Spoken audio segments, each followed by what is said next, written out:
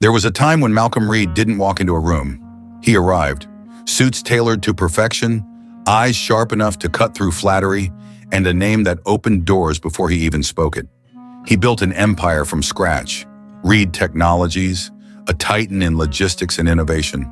Fortune 500 lists, gala dinners, headlines that followed him like shadows. But all of it came crashing down 2 weeks ago. Betrayal from within, a scandal no amount of money could silence. Investors turned their backs. The board voted him out. And just like that, the man who once shaped industries found himself standing alone, watching his life fade behind a cloud of dust and disappointment. But Malcolm wasn't done yet, not by a long shot. So he made a choice, one that would change everything. He walked away from the mansions, the suits, the headlines. He vanished. Reappeared in a quiet corner of Charleston, wearing not a suit, but a uniform. Crisp, simple, unassuming, a security guard's attire. No power ties, no chauffeur. Just a man trying to see if anyone would still see him, stripped of wealth and status. And so, he kept a promise. He showed up for a blind date arranged by a high-end agency. Not as a billionaire, but as a man in uniform. Not to impress, but to disappear. He wasn't going there to be loved. He was going there to be seen. The Garden Cafe was the kind of place that whispered elegance with every breeze. Nestled behind the grand lobby of the Langford Grand Hotel, it was a haven for those who appreciated soft jazz, crisp linen napkins, and conversations laced with influence. It was here, under the shade of a white umbrella, beside a fountain that trickled like a secret, that Malcolm Reed sat alone. He wore a uniform now, a dark blue security guard shirt, sleeves neatly pressed, badge just visible at his chest. No designer suit, no polished shoes, just a man in plain clothes waiting. And then she arrived. Victoria Langford stepped into the cafe like she owned the air around her. Designer heels clicked against the stone path like exclamation marks. Her dress hugged her frame, sharp and tailored. She looked at Malcolm once, blinked twice, then laughed, a cold, cutting sound that silenced nearby conversations. "You're kidding me," she said, voice slicing through the calm like a blade. "You're the guy?" Malcolm didn't flinch. He simply looked up, steady as ever. "My company collapsed 2 weeks ago," he said, "but I gave my word, so I showed up." Victoria's laugh sharpened. "You expect me to believe that? That a security guard is my blind date?" She shook her head, eyes narrowing. "The agency said you were stable, established, potential." Malcolm met her gaze without anger. "I was all of those things," he said quietly. "Now I'm starting over." She turned in a slow circle, scanning the room like she expected someone to jump out and yell, "Gotcha!" "This has to be a joke," she muttered. "Is this some kind of lesson? A twisted experiment to test me?" "No," Malcolm replied, fingers resting lightly on the table. "Just honesty." Victoria stepped back, her heels grinding against the stone like punctuation. "You've got nerve," she said, tossing her napkin onto the table. "I'll give you that." Then with one final glare, she turned and walked away, each step a declaration of judgment. The cafe fell silent. Whispers rose. A busboy froze mid-pour. A child stared. Malcolm remained seated, back straight, eyes quiet, unmoved, but not unseen. Malcolm Reed sat alone at that small wrought iron table, the umbrella above him casting soft shadows across his face. The Garden Cafe had returned to its usual rhythm, soft jazz, clinking glasses, murmured conversations. But for him, time had paused. He could still feel the sting of Victoria's judgment, not because it hurt, but because he'd expected it. What surprised him was how fast people turned away from someone who no longer carried a title. He stirred his coffee absent-mindedly, staring at the fountain as it danced in the afternoon light. That's when she appeared. Emily Williams stood nearby with a tray of clean glasses, her apron slightly stained, her shoes worn but steady. She had seen everything: the rejection, the humiliation, the quiet way Malcolm absorbed it all without flinching. And instead of walking away like the rest, she set the tray down and stepped toward him. "Sir," she said gently, "are you all right?" Her voice wasn't laced with pity. It was something rarer, genuine concern. He looked up, meeting her eyes for the first time. They were warm, observant, not afraid to see him exactly as he was. "I'm used to worse," he replied, voice low. She nodded, offering a small smile. "I'm sorry you had to hear that we all did." He gave a faint chuckle. "Give her time." Emily chuckled too, then surprised him again. "Would you like a fresh cup? It's on me." He blinked. "You don't have to." "I know," she said simply, cutting him off with kindness. "But I want to." As she walked back into the cafe, Malcolm watched her move. Not hurried or dismissive, but purposeful. She still stopped to help an elderly woman adjust her chair. Still refilled a guest glass before they asked. Every small act mattered to her. When she returned, coffee steaming between them, she didn't just hand him the cup. She sat down, not as a server, not as a stranger, but as someone who wasn't afraid to sit with a man the world had just judged. "I'm Emily," she said. "Malcolm," he replied.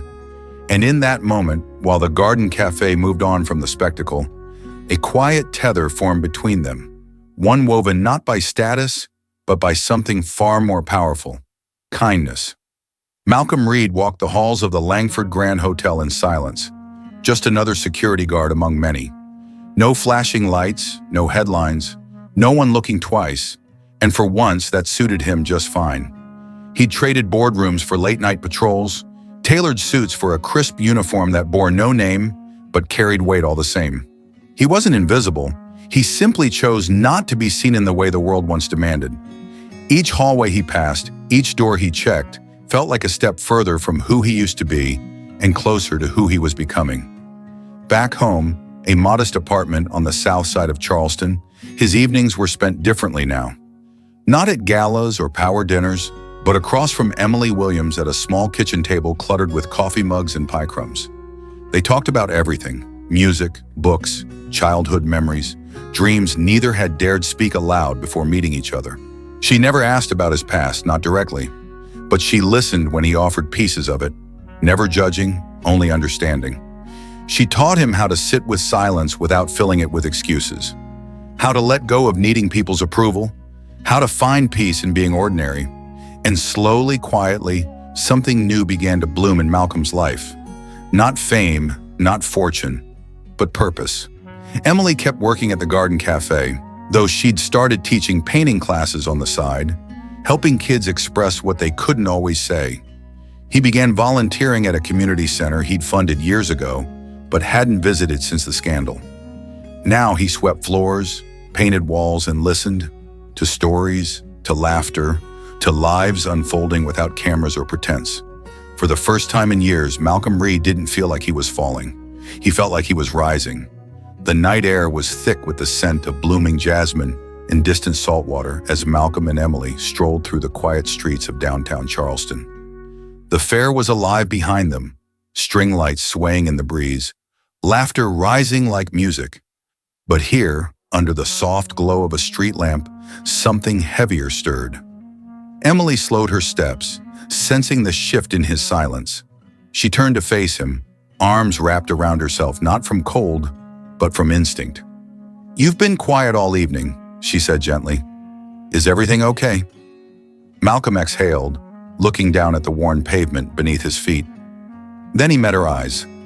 "I need to tell you something." She nodded, steady and ready. "I wasn't always just a security guard," he began. "I used to run one of the largest tech firms in the Southeast, Reed Technologies. That was mine." Emily blinked, absorbing it without shock. Her expression didn't change the way he feared it would. She didn't pull away. She simply watched him. "Reed Technologies?" she repeated softly. "As in the Malcolm Reed?" He gave a small nod. "Yeah, that was me. Until about a year ago."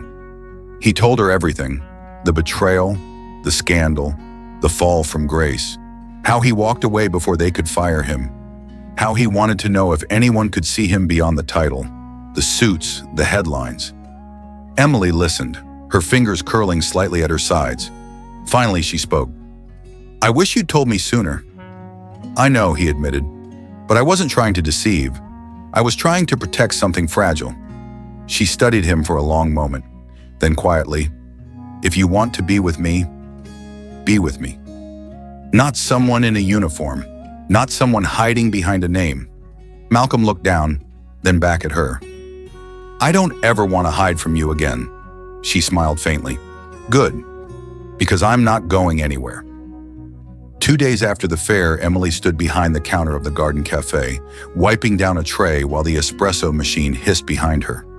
She hadn't seen Malcolm since their talk under the tree, not because she wanted space, but because she needed time to breathe, to process the truth that had cracked open something deep inside her. She was still trying to find her footing when she heard his voice again. Hey! She turned. Malcolm stood on the other side of the counter, holding 2 coffees and wearing jeans and a button-down shirt. No uniform, no name tag, just him. You look different, she said. I feel different, he replied. Figured it was time to stop pretending. Emily set the tray down, wiped her hands, and nodded toward the side patio. Want to sit? They walked outside, settling into a small table shaded by a canvas umbrella. The breakfast crowd bustled just beyond the hedge. But here, it felt quieter. He handed her one of the coffees. Extra cinnamon, I remembered. She took a sip. So, what happens now? Malcolm leaned back, eyes scanning the brick pathway. Now I stop hiding. From you, from myself, from what I actually want. Emily raised an eyebrow. And what do you want? I want you, he said without pause. Not as some side note in my recovery. I want you at the center of whatever comes next. Her heart thudded. Not from surprise, but from how much she had hoped he'd say that. Before she could answer, a shrill voice cut through the air behind them. Oh, look who crawled out of the shadows. Victoria Langford stood near the entrance to the patio, dressed in a silk pantsuit, holding an oversized handbag like it was a weapon. Malcolm stood calmly. Good morning, Victoria. You always had a flair for theatrics, she sneered. The billionaire who plays poor. How noble. Emily stayed seated but watched closely. You do realize your little charade made you the laughingstock of half the Langford board, right? Victoria continued. The security guard who moonlighted as a mogul. Cute trick. I didn't do it for laughs, Malcolm replied. Oh, I'm sure, Victoria said, turning her full attention on Emily. But don't worry, sweetheart. Men like him, they always go back to their kind. The suits, the gala girls, the women who don't smell like fryer grease and work 15-hour shifts. Emily stood, eyes steady. You done? Victoria blinked, momentarily caught off guard. You're angry, Emily said, stepping closer, because he chose truth and because you don't know how to exist without a spotlight. Victoria scoffed. Please, I was born in the spotlight. Emily tilted her head. Yeah, and somehow you still haven't figured out what to do with it. Gasps rippled from nearby guests. Victoria's cheeks flushed a hard pink. Malcolm stepped between them, placing a calming hand on Emily's arm. Let it go. She stared at Victoria for a moment longer, then nodded. You're right. Victoria gave one last tight smile and strutted away, but not before Malcolm called after her. Victoria, she turned halfway. Next time you see someone in uniform, maybe try looking them in the eye. She didn't reply. Later that afternoon, word of the confrontation spread through the hotel like spilled wine. Guests whispered. Employees nodded to Emily with subtle respect. Even the general manager, who'd always looked through her rather than at her, gave her a small nod at the elevator. But the biggest shift came when Malcolm approached Emily's locker during her break. I want you to meet someone, he said. Now, he smiled. Now. Malcolm Reed stood at the edge of the rooftop.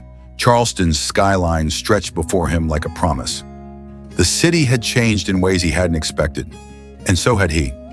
Beside him, Emily leaned into his shoulder, her hand resting gently on his arm. Below them, the newly opened Second Light Community Center hummed with life. Children laughing, artists painting, mentors guiding young minds toward futures they once thought unreachable. I didn't come here to build something big, Malcolm said softly, just something real. Emily smiled, eyes reflecting the soft glow of the courtyard lights. And you did it with more than money. He nodded. That was the truth. Second Light wasn't about charity or legacy. It was about second chances. For everyone, even him. He looked down at her, the woman who saw him when no one else would, who gave him coffee when he had nothing left but pride, who reminded him that dignity doesn't wear designer shoes and that healing starts in silence but ends in love. "You helped me rise," he said quietly. She turned to face him, eyes steady. "You were always rising. I just sat with you while it happened." They stood there for a long moment, wrapped not in grandeur, but in something stronger: trust, purpose, and the quiet certainty that sometimes the worst days are what bring you the best people. And far below, under golden lights and painted skies, lives kept changing, one act of kindness at a time, just like theirs had.